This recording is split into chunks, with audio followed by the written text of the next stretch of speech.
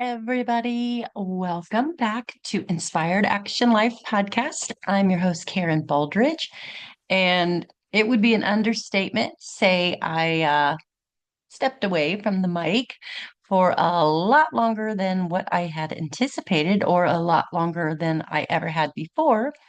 But I've been sort of going through a little bit of a rebrand. And I would even go as far as saying it's been a life rebrand as well as a business rebrand. Because you know what? Life's been lifing. And there's been a lot of new developments and oh my Lord, great big ton of uh, new growth and understanding about life and understanding about myself and things that have dropped in that I have had to not only deal with, but grow from. And oh my goodness, it's been incredible. But it's almost been where like I haven't felt called to be behind this microphone to kind of share it. It's almost like I've been growing behind the scenes a little bit and learning and um being thrown into the fire a little bit more than what I saw coming or anticipated.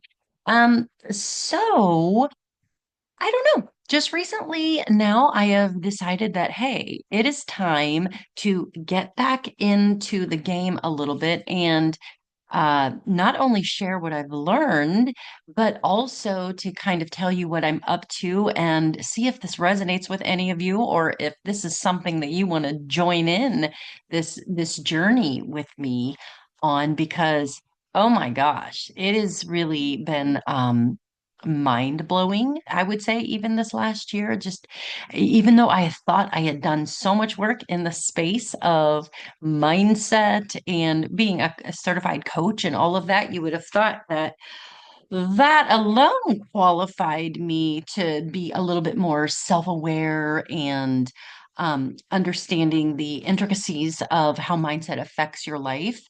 But I can't believe it that there was even more to it. But what I came to learn is the importance of where all of these emotions and trials and tribulations of life store themselves within your body, and how if you don't address the body component of healing, you can only go so far with directing your conscious mind. Do you know what I'm saying? Making decisions from your conscious mind, because your mind is finite. It only knows what it knows, and it can react to stimuli and things. But the real work and the real power lies in the body. And that is where all the answers are. And that's like the keys to the kingdom. That is what drives this vehicle of yours, your own unique vehicle. So that sounds a little cryptic, I know, but so really today's episode is going to be really focused on how the body keeps score and how the wisdom of the body is where all the answers lie, and how to trust yourself because you've dug into the secrets that your body has been holding for you, and how to really lean into it and leverage that knowledge and power that is in there, and how to get it out, leverage it, and then integrate it into your life. And I have had all of this happen by way of two big developments for me. One of them is human design. And we're going to talk a little bit about that, what that means in the life of somebody who's more pragmatic of a person by nature, like myself, because human design is a little bit on the outside of your typical self-assessments like Enneagram and things like that. But also understanding the inner workings of the somatic healing components of your body and what it tells you and how to access it and all of that other stuff. So, um, without further ado, let's get started on that because I know that any listeners that I have had, which I hope you come back, or if you're still out there, Welcome back. I'm so glad to have you.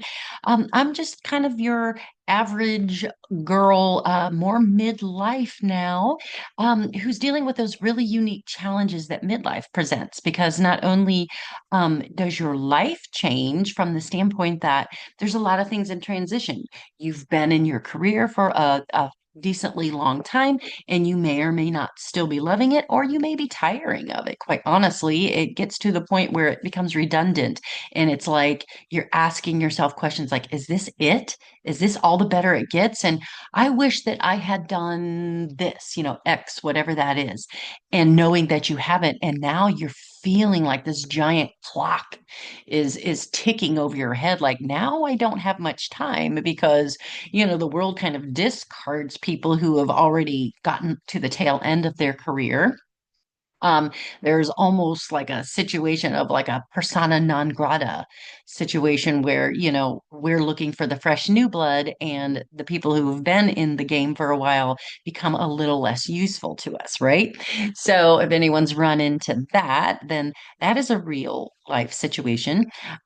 Or some of us are staring down empty nesting, like truly your kids are not only graduated from high school, but now I'm at the point where my kids are starting to graduate college. Just had one graduate this past weekend, and it felt very emotional for me.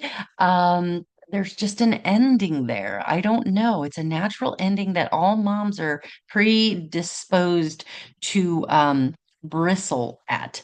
Anything where you're having to close a chapter while there's excitement on what's the on the other side of this chapter, there is still a sadness where your other job of mothering has now come to an absolute end in a real sense. And you see them, luckily taking off and doing what you've groomed them to do. So obviously it's bittersweet. It's both. Right. You give them roots and wings. So there's those types of things. And if you have a business or if you have a career, again, also can be, hitting a ceiling there with that, as I had mentioned. Relationships also change during midlife because now the dynamics are different because your career is kind of, like at least if nothing else, it's on autopilot, right? And now your free time starts to pop up a little bit more. Now, who am I and what do I like to do during this free time?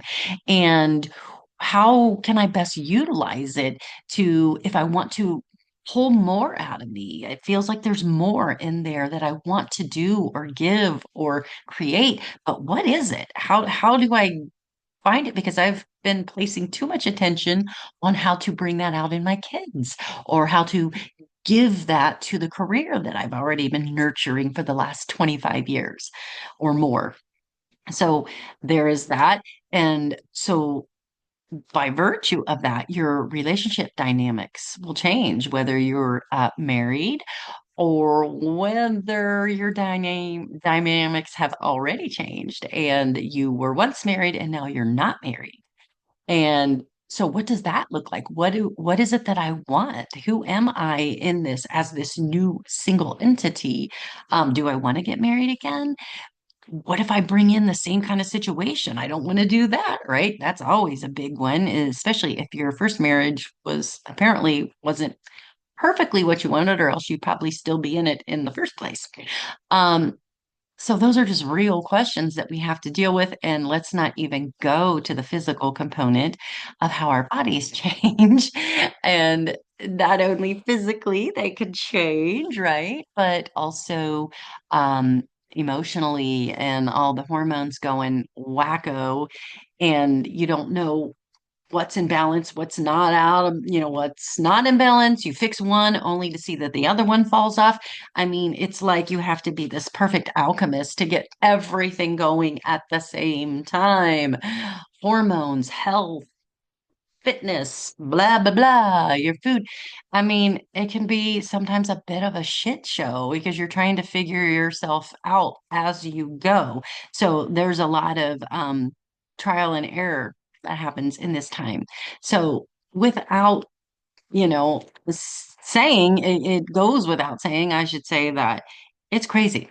All right. And so a lot changes here. But I think the overarching thing, at least for me, and I know a lot of women that I have talked to, is what is next? And how can I make sure that, and this is the most important part, how can I make sure that whatever it is that's next is by design, by intention, and not just like, oops, I'm reacting to this problem, and oops, oh, here comes another issue, and I have to react to that, and oops, wouldn't it feel nice to be in control a little bit more and to feel like you're controlling your outcomes as opposed to just reacting to them and getting overly emotional because you know how that goes. Once you become overly emotional in any type of situation, then you've lost all power over it. So it's never going to swing in your favor exactly how you want it because you can't regain that control in your core of what it is that I want next or what outcome I want to see happen. So with all of those things and all of the blood, sweat, and let's talk about the tears, all of the crying, I think I've cried more in this past year than I have truly ever cried in my entire life. And it wasn't always even out of sadness. Sometimes it was just crying because I don't even know why. I would just cry. It's like things have been bubbling up. And then because when you're open to all of these life changes, what's been interesting is things that have been finding their way into my consciousness, into my life, things that come across my Instagram feed or podcasts that pop up for one way or the other. Maybe somebody shared an episode and I thought, oh, that's kind of interesting. I wonder. So I click in and listen, and oh my gosh, it was exactly the medicine that I needed. So that's how, things in the universe sort of happen, right? You respond to life. And so you respond to things that drop in. Well, that's the perfect segue into how human design found me. Because I say it that way, because that's truly what happened. I had heard of human design because on a former podcast episode of mine, where I was interviewing a woman who lives in California, she was talking about human design and how she had used that to do a career pivot. And she's like, "Do you know what human design is?" And I was like, "Oh, I had heard of it, which I really actually had heard the name human design, but honestly, I thought it was something different than what she was describing. But at that season of my life, I didn't dig any further into it. I just listened to her experience with it and how it definitely, went along to help her in her life and so on. But I really didn't investigate it, right? Because, like, spiritually speaking, I guess it just wasn't my time to know about it. So, let's fast forward like 2 more years and more another situation where I think a podcast episode where somebody was talking about human design and she's like a teacher of human design came on and I found out like, geez, that's kind of interesting, some of the stuff that you can learn from human design. So at that point, I think I ran my chart. I did my human design. I followed her website. I ran my chart and I said, oh gosh, that's pretty interesting. Um, but it's a very complicated system. So I really didn't like dig too much because again, I was still, I think, in the thick of things in my life on my to-do list that I had to do that I didn't have enough free time to really dive into these nice to haves instead of the must haves. Do you know what I mean? Like we're so thick into our nice to haves or into our must haves that we don't have time for a nice to have situation. So, with that, I think that what I did so still, I did not dig all the way into it. Well, now let's fast forward to little over a year ago, about a year and a half ago. I was on a retreat, a business mastermind retreat, and some of my friends in the retreat, my new, business mastermind friends and business owner gals, one of the women was talking about that, and so I guess I was just ready to hear it, like I was ready to hear about it. So she was talking about it and then running everyone's chart. She had like an app, she was doing it. And some of the stuff that she was saying that was on my chart, I was like, whoa, what? Like, what is that? Wait a minute, wait a minute. Because remember, if you'd ever seen a human design chart, that is the most confusing thing you've ever looked at. It is literally like a labyrinth. Unless you have somebody guiding you through it, you don't understand at all what you're looking at. You really have to go with somebody who has done the work to understand and interpret and even give insights from it, right? Because it's not just, you know, as you see it, it doesn't tell you anything. You have to dig down and get some insights on it. So, she was telling me a few things, and I was like, okay, that's kind of interesting. I don't know. I'm sort of weirdly this time very drawn to it. And maybe it was because I was in the midst of a feeling like I needed to do a rebrand of my business. And I don't know, I guess I was just looking for something to kind of validate some of my ideas of the direction I wanted to take things with my event business and whatever. So, long story short, I really sort of dove into it after I got back from that retreat in San Diego. I really kind of dove headlong into it and started to really understand what all of the different components meant. I mean, it will take me years to really honestly master it, but the basic stuff that is the most usable part of your charts, I really started there. Like the entry level pieces of information that quite honestly are the whole keys to the rest of it is learning how to use what they call your strategy and authority.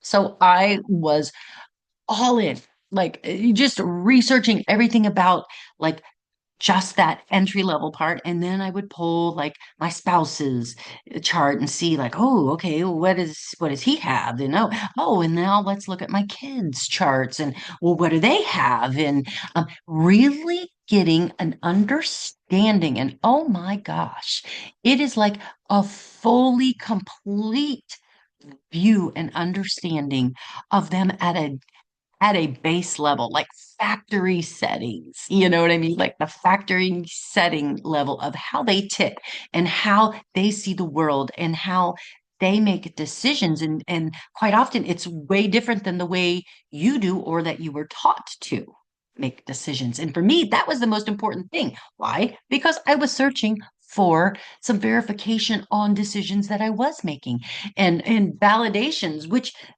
often drives most of us to, seek out coaches or seek out this or that or courses or whatever to be able to know, is this the right information that's going to like be that next level information that's going to get me where I want to go or bring the whole picture together. Sorry about that. To really, you know, um, bring all my ideas out from my head into the world. And I just need some like hand holding, I guess. You just don't trust. Should I pick this podcast equipment or that podcast equipment? Should I join this networking group or that networking group? Or should I choose this marketing way or that marketing way? That type of thing. You know what I mean? That we pay lots of people to tell us the answers when in fact, what I came to find out, oh my God, is that the answers were there all along. Like the answers as should I do it or not? That type of thing. And am I building a business that is right for me? Like in alignment for me based on my factory settings, like I said. So and again, it's awesome as a parent to help guide and mentor your kids to make sure that they're choosing careers that are in alignment with their factory settings. Now, that doesn't mean that having a career that's not in alignment with your factory settings that it won't work or you won't find success. That is not what I'm saying. But what I am saying is it's a lot harder. Okay. So you can succeed, but you have to work a lot harder and you have to struggle and strive and have that like grind that can lead to burnout, which is what we are often trying to avoid is the whole burnout component, right? And so when you're doing things that are in alignment, honestly, you could do them for hours and hours and hours and never get sick of it. So that's how you know that things are in alignment for you. And so human design helps put scaffolding around that, so to speak. So it gives you like a mechanism to know when you're, like guardrails. So that way, when you're off the path that you aren't supposed to be on, it helps you understand what the right path looks like. Right. So between that and then finding a program that was like a somatic, um, healing type of program, because what you also don't understand, what I was saying, the body keeps score. You will notice that oftentimes you will have ongoing chronic issues, whether it's high cortisol and all of the symptoms that come with that, or is that, like midlife hormone craziness. You're always trying to parcel all of these things out. Or why is my eye always twitching? Why is my eye always bloodshot? I don't know. Oh, are my lymph nodes swollen, or is that just, what is that? Or, there's just all these weird things that have popped up in your life. Or, oh my God, why did I just turn around and gain like 20 pounds? What is that? Like there's like so many different things that you just take for like, oh, that's just part of it. When in fact, if you actually knew, oh my God, what was going on emotionally in your body, um, that directly impacts your hormones, you would know that there is a reason that all of that is going on. And it's not just because you're getting older, air quotes. It's not that. There is a divine intelligence that is like giving you little SOS signals like, hey, help me. But you aren't paying attention to them because you do not know what they are. You don't know that that's even a signal. You have been told and conditioned, one of my favorite terms, conditioned to believe that that is normal, when in fact it is not. And what human design did for me is help me understand what is normal for me and what is just conditioning from the outside. People telling me that, oh, this is how it should go, or this is how you should feel, or this is what you should take for this, or this medicine does all these amazing things for you. Meanwhile, it's wrecking your gut, or it's wrecking your hormones, or this, and all of us are so different that these medicines don't all work the same for us. And these relationships and what they do to your inside, because there are certain things like where you self-abandon yourself, you like accept breadcrumb level of effort from others, not just your spouse but others in general, all relationships. You have been conditioned to, oh, just be a people pleaser and accept little breadcrumbs and just go, oh, what of it, when in fact your body is rebelling and going, no, no more. You are being like a doormat, and your internal system doesn't like it, and it's rebelling now.